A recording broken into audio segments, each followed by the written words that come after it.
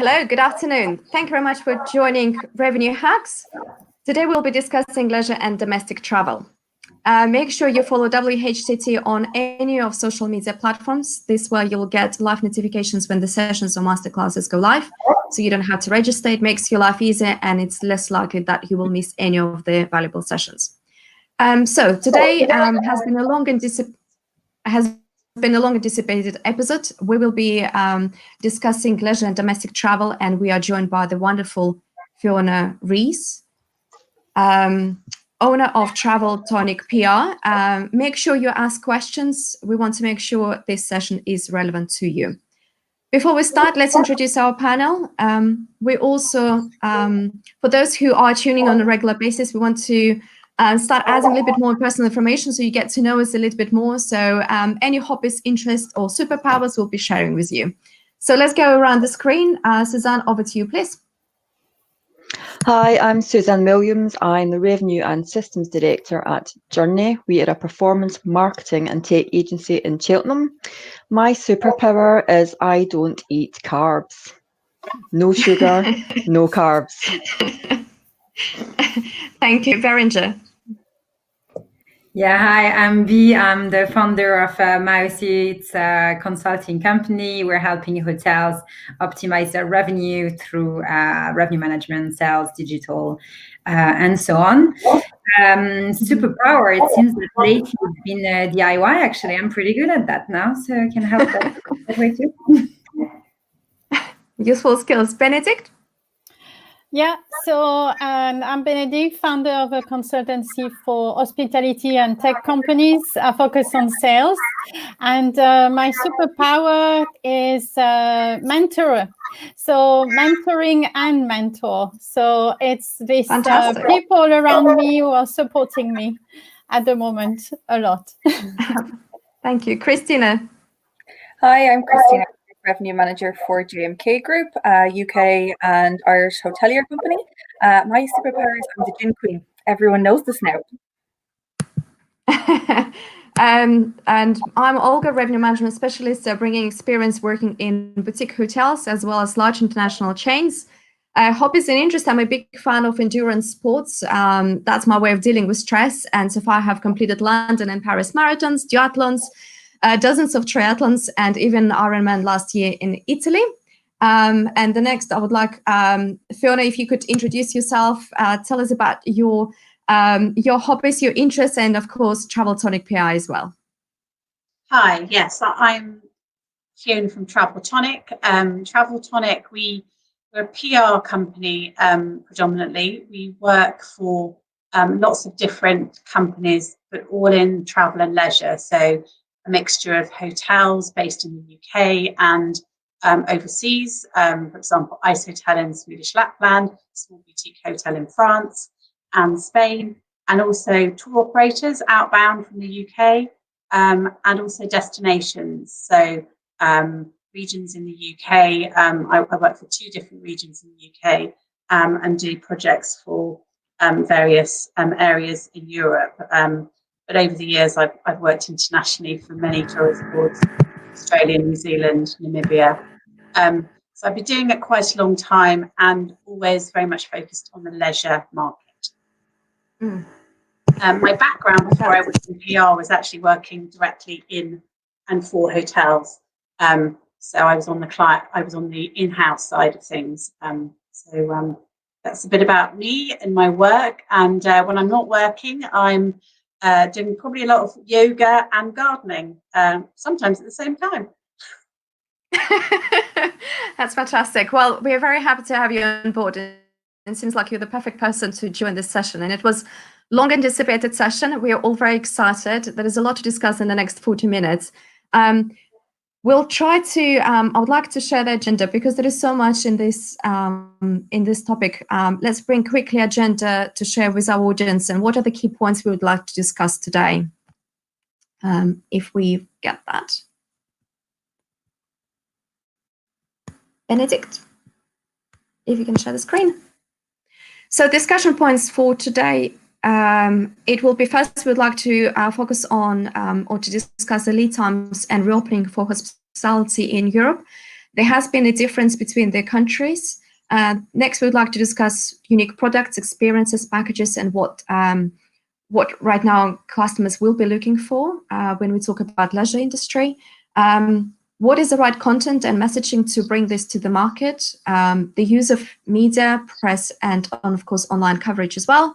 And as we know, with every single challenge, there's also opportunities. So opportunities for collaborations and partnerships, and what could be hotels right now doing, and which are the collaborations they could be entering. And then last but not least is the revenue streams.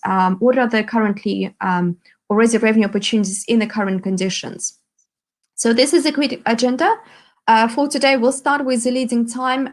We have interesting time frames. If Benedicte, you could share the next screen. It's a reopening of hospitality industry. This is for Europe, and as we can see, Austria, Switzerland, Croatia, a lot of countries, Germany as well, a lot of countries already opened up for business, and this is split between hospitality, hotels, and restaurants. And as we can see, in some countries, restaurants been opened before. We know that UK is actually following different path. Fiona, from your experience, because you work with so many different businesses, where do you see kind of, it probably will be starting an approach to come back to the business. What, in your view, do you see in the UK? What are the industries, and when are the timeframes? What is going to come back first, if you wish? Yeah, that's a sort of $1 million question. I think from talking to kind of clients and media who are obviously talking across the board to lots and lots of different companies, and having, interviewing different hotels. I think the feeling that the self-catering industry, I think, is going to be one that certainly is more attractive to begin with, and has more of an appeal because of the feeling that you can be sort of in your own bubble in a much more sort of confined area, and that might be an opportunity for some hotels with self-contained units. There's a lot of hotels also waiting to hear about the regulations about what they'll have to do to reopen, and is it actually worth them reopening, and having the furlough scheme extended till October. I think see a lot of hotels maybe not feel it's necessary and worth opening to begin with. And then in Europe we've already got some hotels actually open, and I know that from talking to some clients in Spain, some small boutique hotels are actually open, but they're open for exclusive use. So I think that's another area that hotels can really have a think about. If it's actually a more economical, if you're a small hotel, maybe marketing yourself as an exclusive use, or a sort of, people are talking about the fact that we'll all be traveling in our sort of small bubbles, friends that we feel comfortable with and we accept in our bubble, and therefore we'll want to kind of take off and be with them in our sort of leisure time.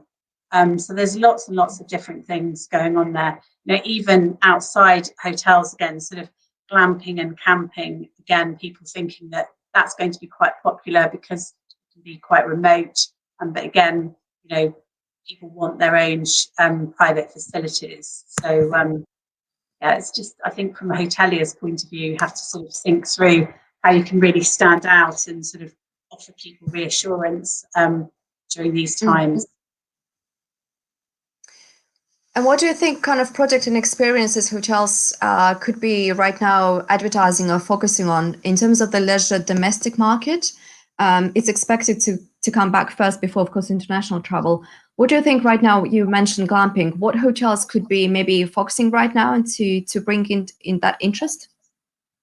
Yeah, I think that because we're, from a UK perspective, we all think that we're going to be starved of a sort of any choice of European long haul holiday this summer.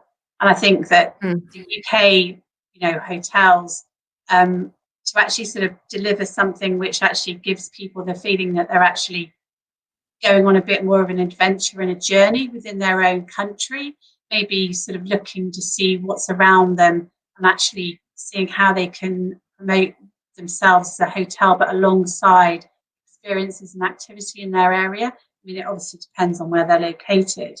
Sort of creating some really nice alliances with products that they can, can really sort of make them stand out from the crowd. So they're not just selling a bed, they're selling actually an experience, something that people would have been booking if they were booking sort of adventures overseas.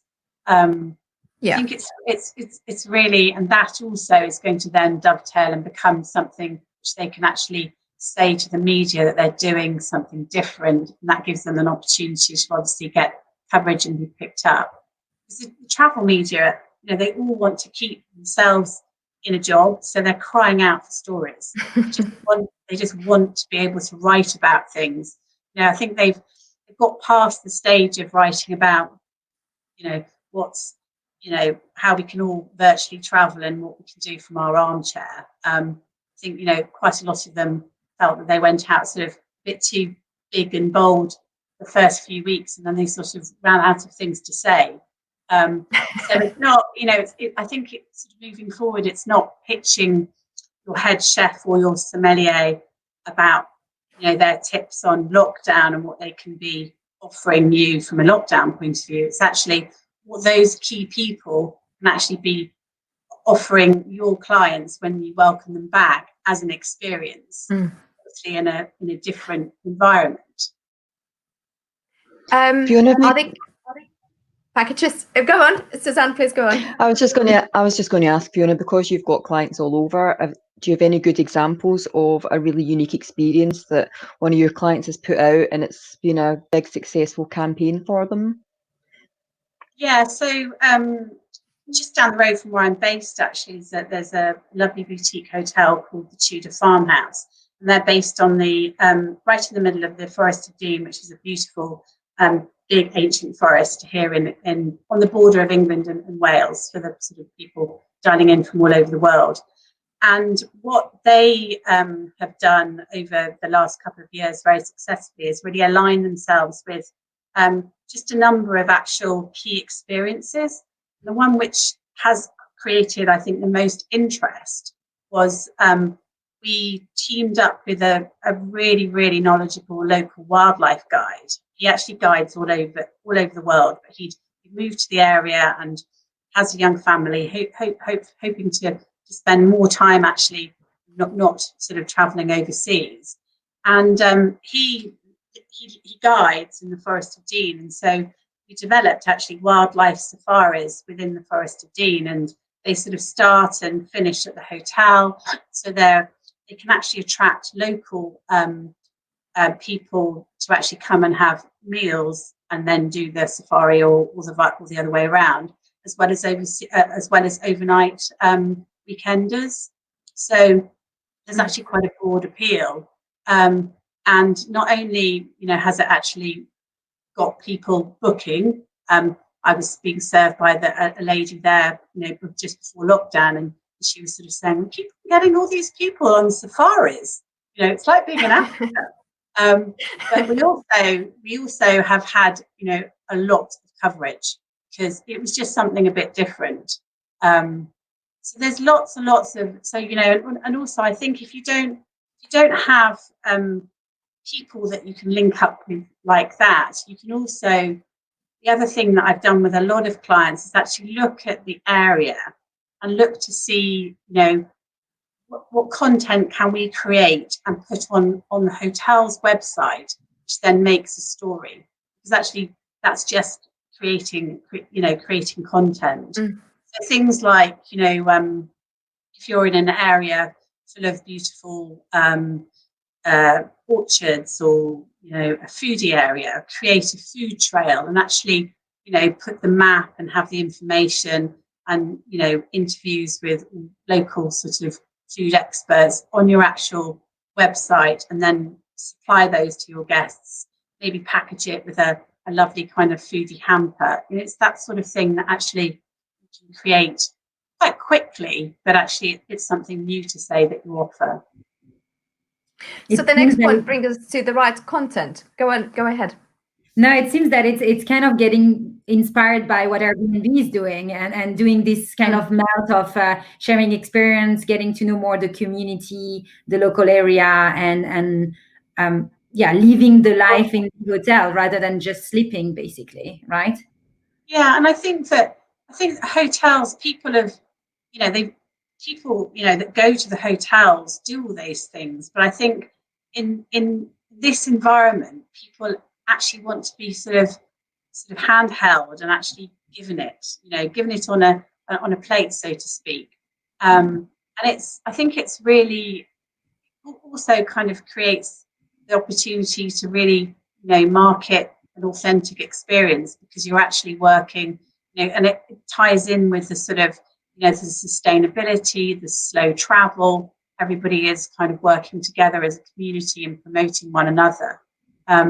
So, I think that I work with a regional tourist board in Wales, and there was a fantastic character that kind of came into our sort of radar recently, and he had started doing coastal foraging. He's absolutely as mad as a hatter, but he knows just about everything there is to know about what you kind of can find on the seashore.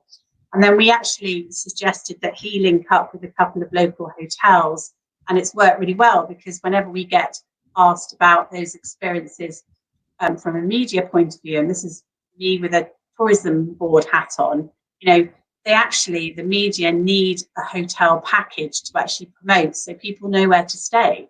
So it sort of works from two directions in that way. So it opens up straight away a few I think conversations here. One is potential partnerships with travel boards and collaborations with local businesses. What are and hotels not always been kind of maybe the best in terms of approaching this partnerships and travel boards.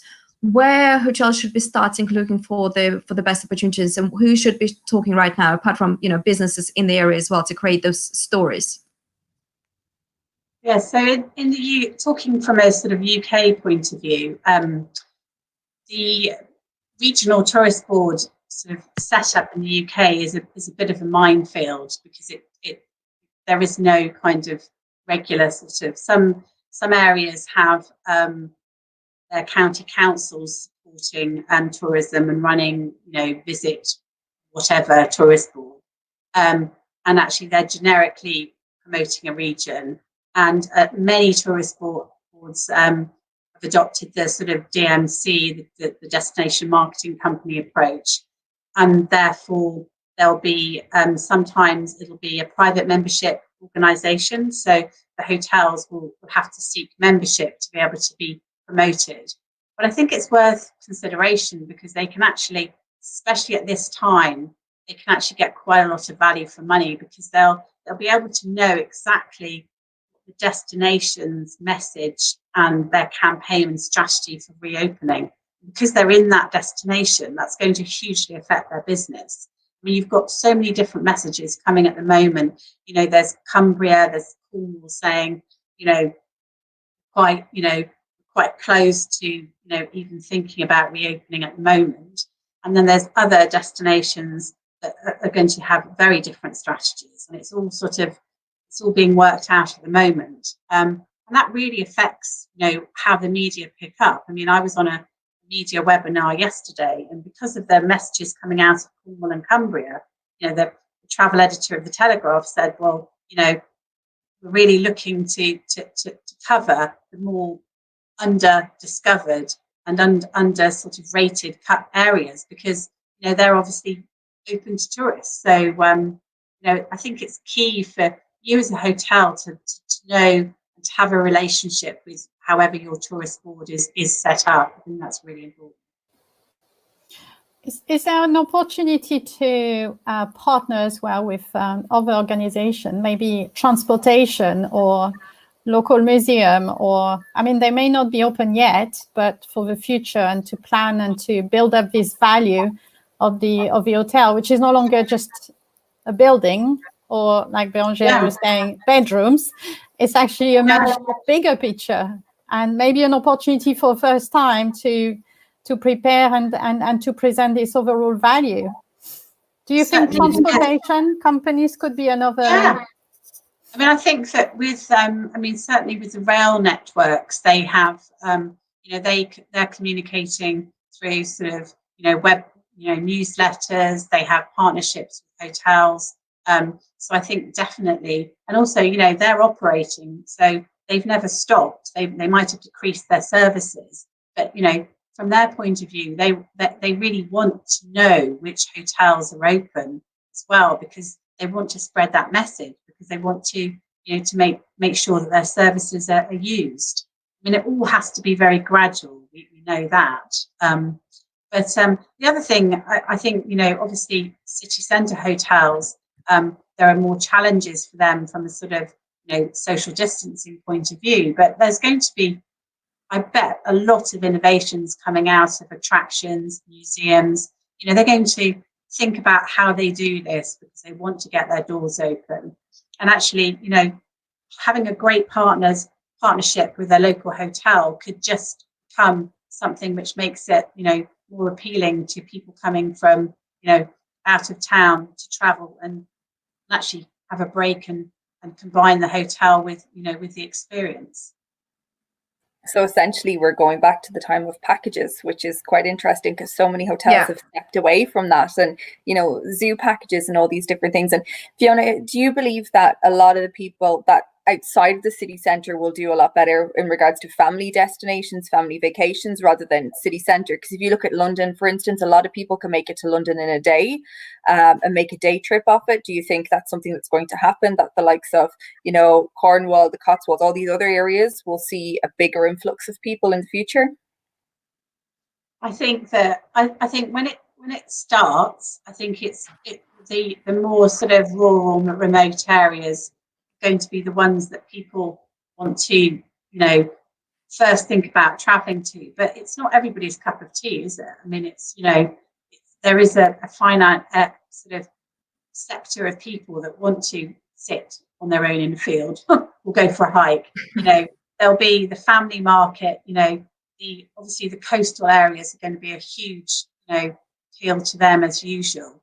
And I think it is going to be accessibility and the logistics. So if you're a sort of mum and dad of 2 or 3 kids, it's kind of like, okay, how do we make this work? We've been told that Cornwall are going to limit their car parks, and there's going to be these restrictions on these beaches. So whoever you are and wherever you are, I think it's being aware of what's around you and actually how it's working from your visitor's point of view, so you can actually give them some advice and actually talk to, on your social media, say, this is actually, this forestry area is opened and this is what you can be doing. So they kind of don't make the journey and then find out that actually it's really difficult to do what they want to do. So the content is really becoming really important as kind of anticipated and expected for this period. What is the best ways to communicate the message to the customers? Social media, of course, is one of them. The website. What are the best ways, or is it approach all channels?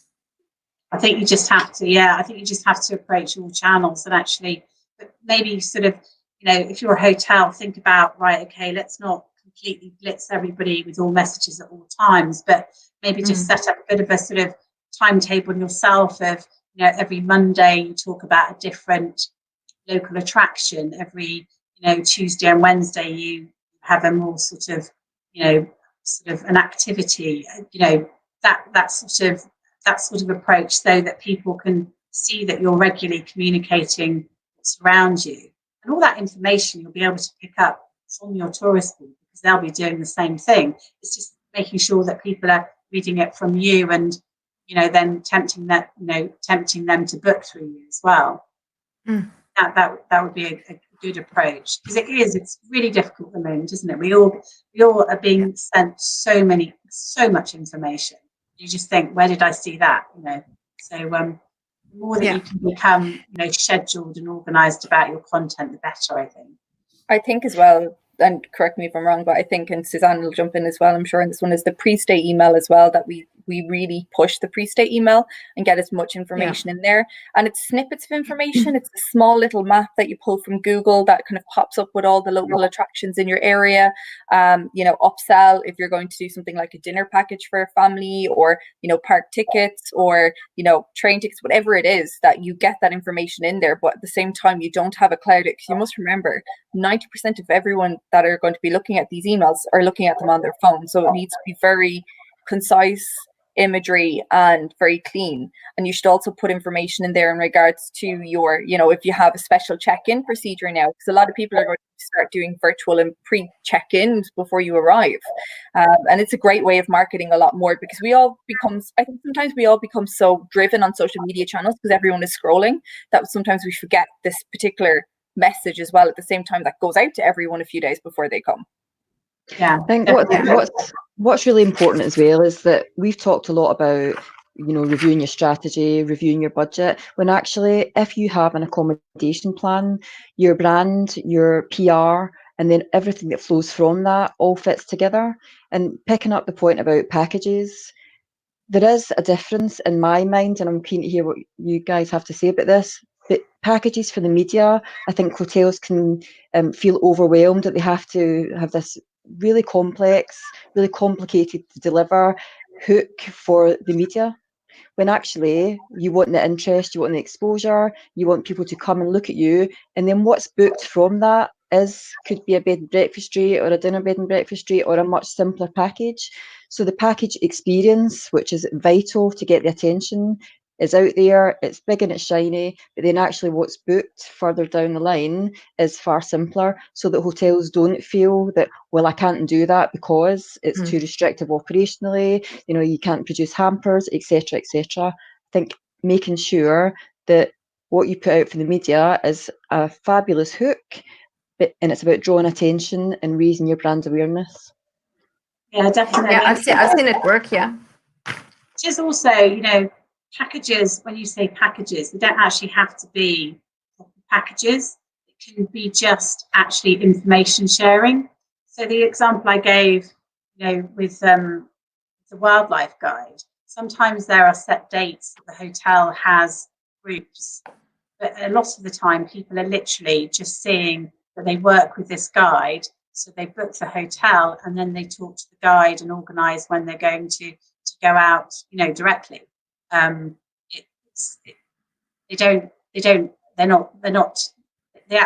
absolutely don't mind that, because actually, you know, they don't make that much money out of it. So you might as well use it as a hook to then get the booking, and then, you know, the hassle of toing and froing, and you know, little Johnny doesn't like going into dark holes, you know, so make sure that the safari is, you know, it's all those kind of little nuances that actually, as a hotelier, you don't want to get involved in. You just want the guide to be talking directly to the client. But there are other opportunities that, you know, you might think, right, well, we can make some more money out of that if we actually package it together. You know, it's horses for courses, I think. I think also the experience part of it, just one last point, is it can really amplify your rate. I think it gives value for your average daily rate and shows that it's there for the taking, and you're not just putting out a simple come and see bed and breakfast, nothing else on offer. And actually, we have quite a few questions. So before we go into the break, I would like to ask a question that is Anna has put forward. And her question is more about, is entire travel experience for shopping for services to quality of services will be different, will be delivered differently. So how I see it is, you know, are we moving to more quality services? That's at least how I read the question, which goes back, Susanne, to your point in regards to the price point as well. Yeah, I think so. I think there's a lot of expectation from the media that actually, you know, prices will go up because, you know, the service is going to have to be different, isn't it? Because of the environment that we're living in. And also people are going to, I think, value their travel experiences a bit more now, because, you know, they're not so accessible. Yeah. So I think that's definitely a good. So we can definitely anticipate the locations, maybe more remote locations. We can anticipate there will be right now in a first in demand, and prices will not go down, but actually may increase because it's more unique, because it's more, and also there's much more cost right now. I think will be involved because of the additional spend hotels will have on the cleanliness as well. Is it true also, to say that? And if there's, and also those, that there's going to be a lot of demand on those particular places. So, they can hold their rates, can't they? Absolutely.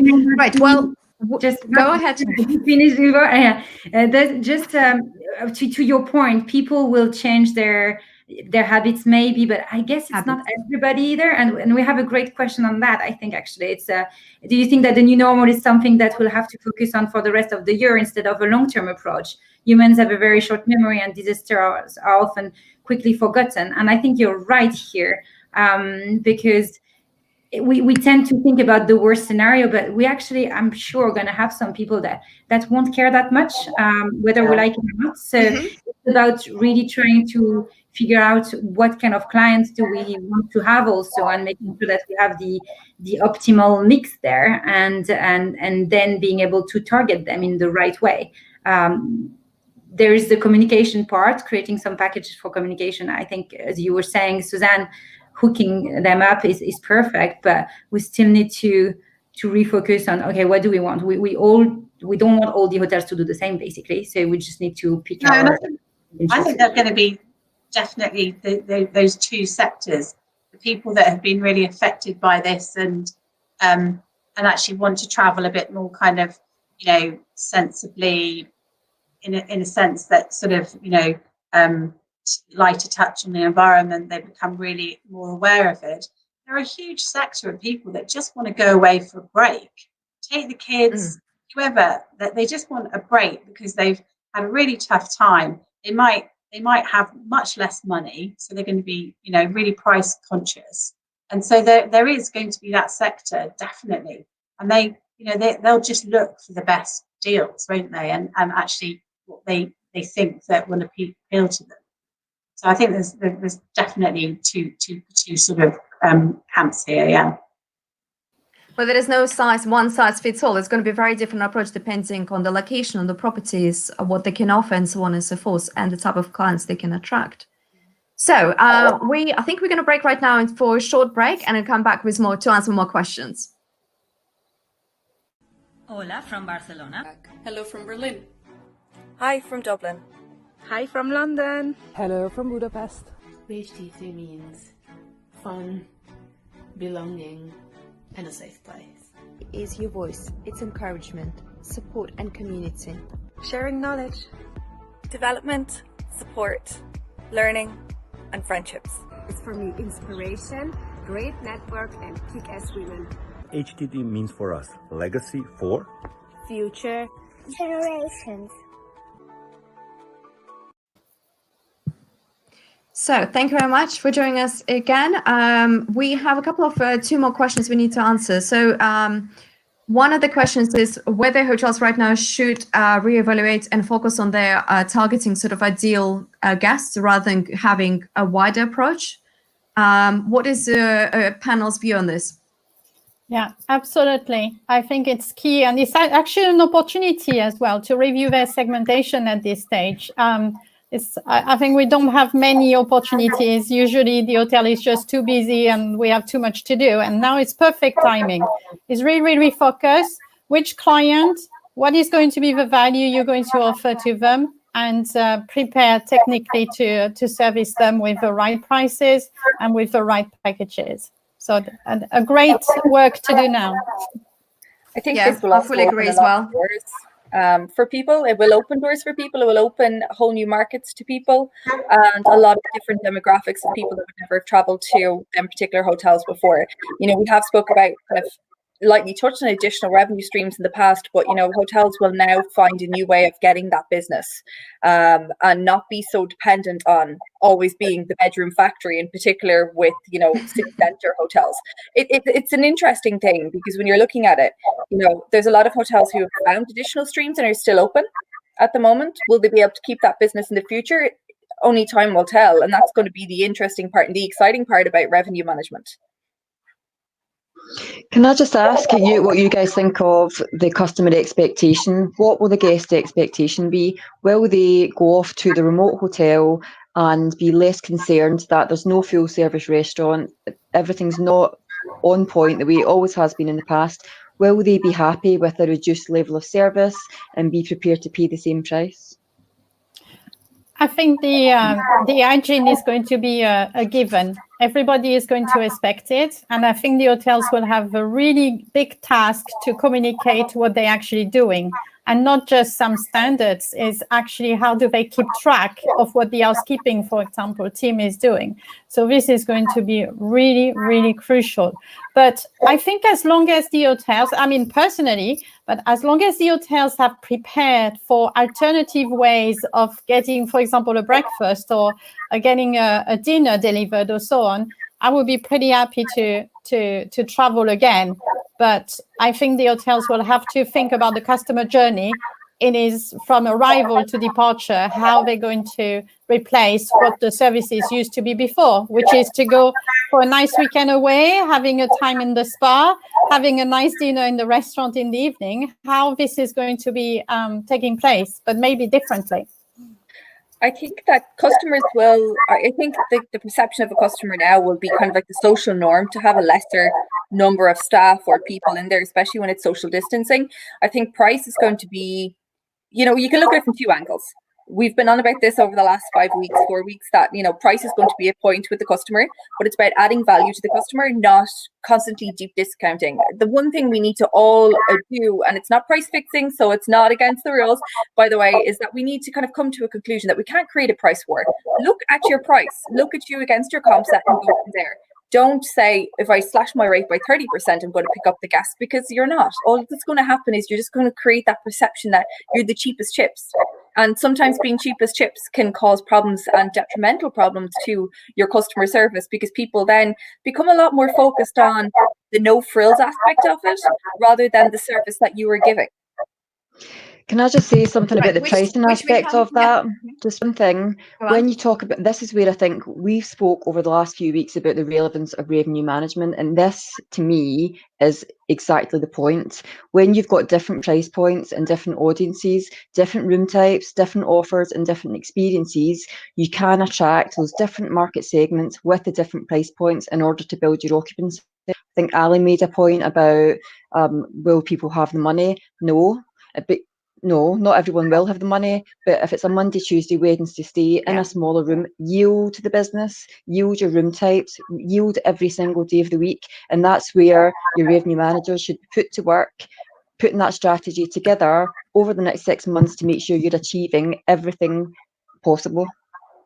Yeah, and the next question we have from Ina, who's located in, as I understand, in central London, and her question is about, as we touched already on the point of hotels who are in the city centres, focusing on the leisure market, shall they sit tight and wait until 14 days compulsory quarantine lifted off? Or should they do something about inbound travel? I think people need to not sit tight and wait for inbound travel to actually happen. We don't know when the international markets are going to open again. We don't know when air travel is going to open again. And I think, you know, I have properties in central London. We're already focusing on that. We haven't partnered with anyone massively to actually push anything. We do sell the bus tickets just like everybody else, but we are focusing on the different, you know, parks and different offices and buildings that are nearby that, you know, people will want to go to. Like if you're in Kensington, you're right next to the park there. So you're able to go to Holland Park. And it's a fantastic park. It's lovely to run, to walk. So you're kind of really touching into the mindset and the psyche of people. If you're going to sit and wait and hold on, to be honest with you, you may as well not open until October. If that's how you're going to go. And that's why the government has done that furlough scheme, is because there's a lot of people that won't actually come up. And funny enough, touching on the price point, Susanne, Ali, who normally is a big contributor to Revenue Hacks, she isn't here with us this week, but she has asked, do we really think people are going to have that much money? Are we being realistic about holding rate and adding value to the packages? There are millions on furlough, which will last until October. I think that's something that's really resonating. We've mentioned this over the last few weeks, especially is that, you know, there's so many people that are going to be very budget conscious on what they can afford in the future. And I don't think, you know, 4-star luxury hotels holding the rate is going to be that one thing that's going to push people. You need to show the added value for it. At the same time, you don't want to be discounting yourself constantly. And in a lot of the agents I've been speaking to this week, we've seen a huge increase in 3-for-2s offers across all the platforms. You know, rather than discounting 30 and 40%, they're giving an extra night free, usually a Thursday or a Sunday. Kind of helps with the shoulder nights. I know no one likes to use 3-for-2s. I would be totally against it, and I would have been highly allergic to it in the past. But you know what? Needs must. We need to get that business in. I don't know what everybody else thinks about it, though.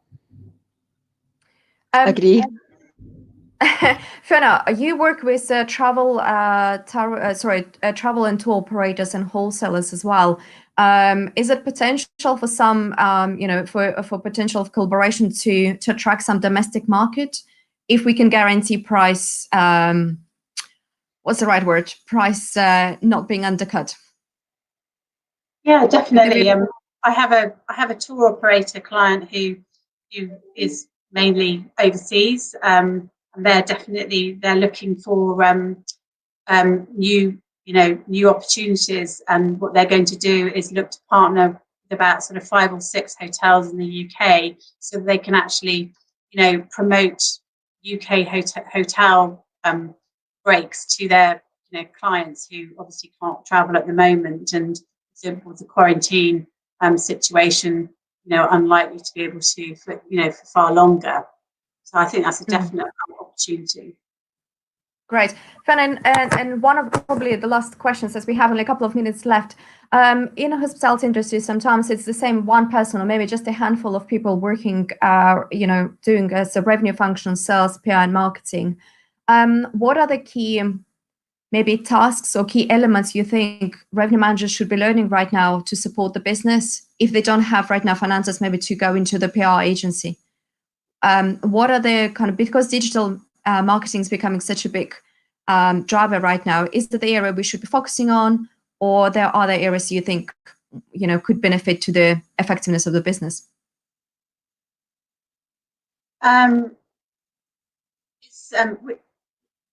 If you don't have a sort of a dedicated PR sort of marketing person, is that what you're asking? How can they get there? Sort of. So, yes. I mean, I think that, you know, there's each individual hotel has so many, you know, ways of communicating directly, so much more than they used to, you know. So just take your, you know, social media and really, really make that work. I mean, because in a way that's your own media, isn't it? So and you use it really well, and you use good hashtags, and you also track Twitter. You follow hashtags like PR and journo request. You might actually pick up some opportunities. You might actually find out some you know, ways in which you can actually get sort of exposure without going through a sort of specialist. I think just make the most out of your own channels, really. Great, thank you very much. Ladies, we'll go around. If you have any questions to ask Fiona or to any of the panels before we close this session.